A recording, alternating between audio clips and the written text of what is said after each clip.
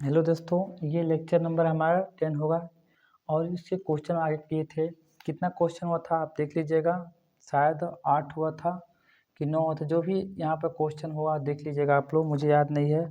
तो क्या कहा जा रहा है इसमें प्रश्न में कि एक बहुभुज, मैं ऐसे लिख दे रहा हूँ क्वेश्चन, एक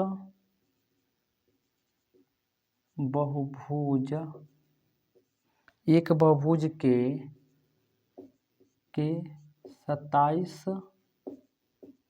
27 विकर्ण हैं, 27 विकर्ण है। तो उस बहुभुज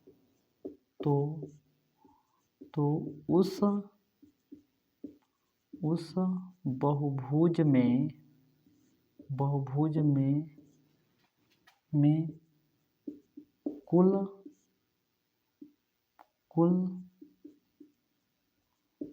त्रिभुजों की संख्या बताइए। देखिए इसमें क्वेश्चन में क्या कहा जा रहा है, क्वेश्चन का ये सॉल्यूशन क्या हो जाएगा हमारा। देखिए क्या कहा जा रहा है कि एक बहुभुज के 27 विकर्ण है, तो उस बहुभुज में कुल त्रिभुजों की संख्या कितनी होगा। जब तक हमें बहुभुज की भुजा नहीं पता रहेगा तब तक हमें क्या है, कुल त्रिभुजों की संख्या नहीं निकाल सकते हैं। लेकिन आप जानते हो कि इसमें क्या है, बहुभुज में कुल कितने विकर्ण हैं, 27 है। तो यहाँ पर हम लिख लें कि माना बहुभुज में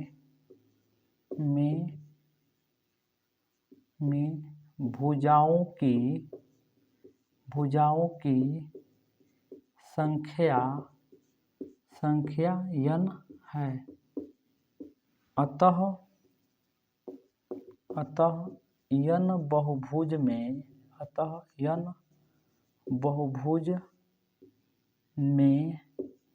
में कुल विकर्णों की संख्या बराबर कितना दे रखा है, 27 दे रखा है। और इसका फार्मूला क्या होता है, n-3/2 यही तो होता है।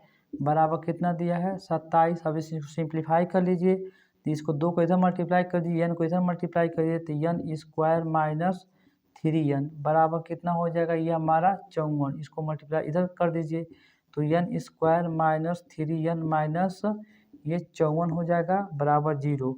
अब इसको क्या फैक्टराइज कर दीजिए, तो n² - 9n और ये +6n, न छके 54 हो जाएगा। और ये -45 = 0, तो n कॉमन हो जाएगा, तो n - 9 और +6 कॉमन होगा, तो n - 9 = 0। तो n +6 कितना होगा, n - 9 बराबर 0। तो n बराबर क्या निकला हमारा, एक -6 और एक 9, तो n = 0 - 6, क्योंकि भुजाओं की संख्या हमारा क्या होता है, ऋणात्मक नहीं होता है। तो यहाँ पे मैं सॉल्व कर दे रहा हूँ, तो n बराबर क्या निकला हमारा, भुजाओं की संख्या 9। अतः त्रिभुजों की संख्या कितना हो जाएगा, अतः त्रिभुजों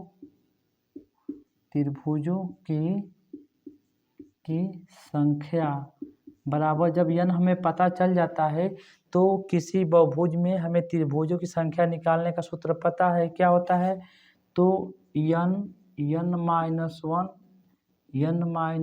2/6 होता है। अब n का मान रख दीजिए, कितना होगा, ये 9, और 9 में से 1 घटाएंगे कितना होगा, 8 हो जाएगा, और 9 में से 2 घटाएंगे कितना हो जाएगा, 7 हो जाएगा /6। 2 से काट दीजिए, 2 चौक 8, 2 तिहाई 6, 3 तरीके 9, कितना बचा हमारा, ये 3 × 4 × 7, तो कितना होगा, 3 चौको 12 × 7, तो कितना होगा, 12×7 = 84। यह कुल क्या होगा, कुल त्रिभुजों की संख्या है।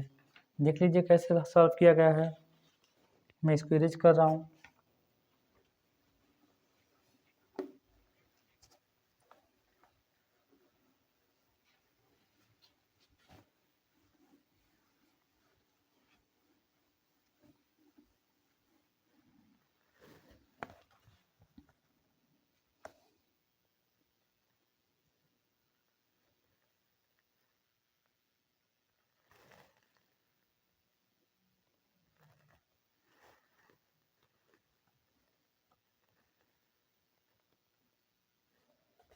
एक क्वेश्चन और करते हैं इसका। क्वेश्चन नंबर 1, किसी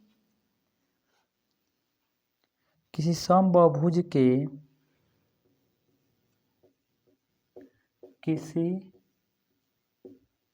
समबाहुभुज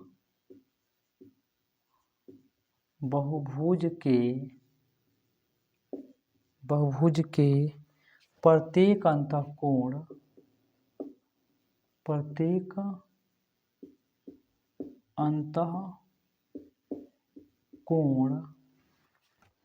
कोण का माप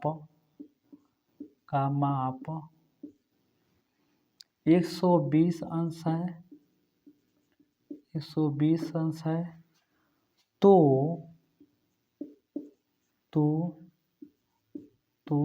समबाहुभुज में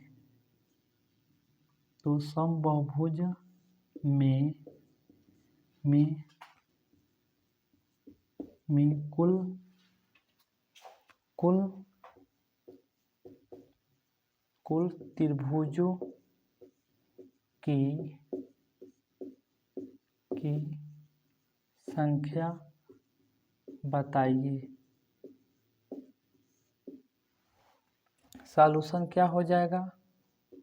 देखो इस प्रश्न में क्या कहा जा रहा है किसी समबाहुभुज के प्रत्येक अंतःकोण का मान कितना है, 120 अंश है। तो समबाहुभुज में कुल त्रिभुजों की संख्या बताना है। तो ये बताइए यहाँ पे क्या कहा जा रहा है कि मान के चलिए क्या है कि यह समबाहुभुज में भुजाओं की संख्या हमारा n है।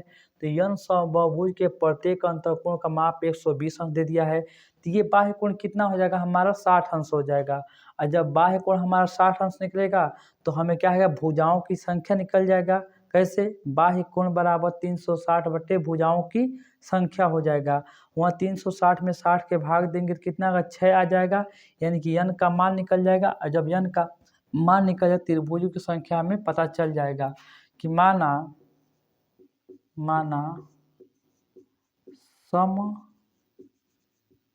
समबाहुभुज में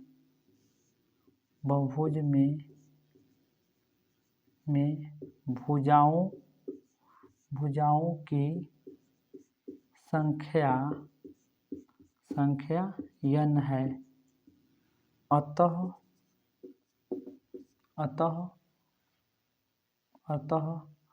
बाह्य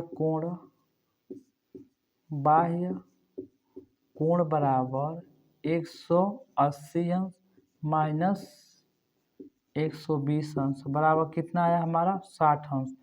अतः n बराबर कितना निकलेगा हमारा 360 अंश बटा बाह्य कोण यानी 60 अंश।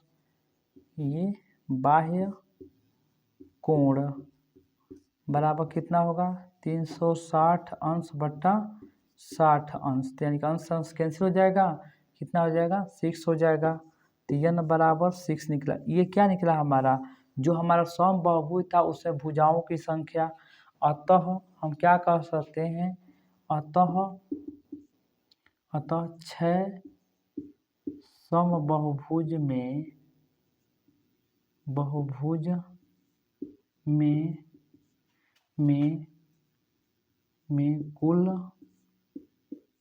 कुल त्रिभुजों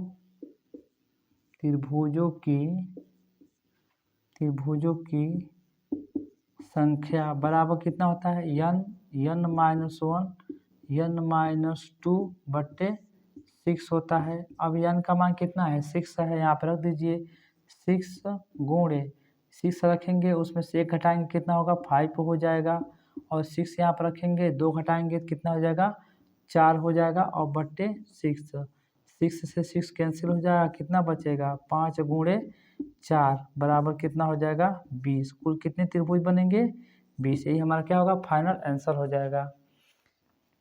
अब इसमें देखिए और भी क्वेश्चन है, लेकिन सब क्वेश्चन आपको पहले करा चुका हूँ, रिपीटेशन क्वेश्चन है इसलिए मैं उसको नहीं करा रहा हूँ। उसको कराने से कोई फ़ायदा ज़्यादा नहीं है। ये जो क्वेश्चन था ये RS अग्रवाल में से क्वेश्चन था, ठीक है। यदि कोई किसी के पास ये बुक होगा तो आप उसमें क्वेश्चन देख सकते हैं, बाकी मैं करा चुका हूँ क्वेश्चन। और हाँ, यदि आपको हमारे वीडियो से थोड़ा भी आपको लग रहा है कि आपके जीवन में सुधार आ रहा है तो ज़रूर आप लाइक और सब्सक्राइब करिए। क्योंकि जब तक आपको कुछ उसमें फ़ायदे नहीं होंगे तब तक कोई किसी के लिए कुछ नहीं करता है, ठीक है? इसलिए मैं किसी वीडियो में किसी टाइप का आपसे कमेंट नहीं करने के लिए कहता हूँ। यदि आपको ऐसा लगता है कि आपको मेरे द्वारा बनाए गए सवाल या थ्योरी आपको समझ में आता है, तो निश्चित रूप से उसको आपको फ़ायदा ही होगा, नुकसान कहीं नहीं होगा। और सब्सक्राइब भी कर दीजिए, जिससे हमें भी क्या है मोटिवेशन मिले और मैं अच्छे-अच्छे आपके लिए वीडियो बना सकूँ। धन्यवाद।